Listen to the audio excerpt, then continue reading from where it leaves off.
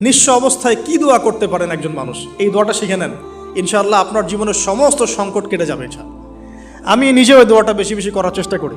দোয়াটা হচ্ছে, মুসা আলাইহিস সালাম একটা গাছের নিচে হেলান দিয়ে বসলেন, বসে দেখলেন দুইজন মেয়ে দাঁড়িয়ে আছে দূরে, পানি নিতে পারছে না, লোকজন পানি নিয়ে যাচ্ছে, ওরা দাঁড়িয়ে আছে বেচারি। মুসা আলাইহিস সালাম গিয়ে বললেন, কি সমস্যা আপনাদের? এটা নিয়ে আপনারা আবার মেয়েদের সাথে কথা বলার চেষ্টা করেন না, ঠিক আছে? তো মাহারাম গায়রা মাহারাম মেনে চলে। তারা বললেন যে আমাদের বাবা অনেক বৃদ্ধ মানুষ, আমরা পানি নিতে পারি না যতক্ষণ না আমাদের কম পানি নিয়ে চলে যায়।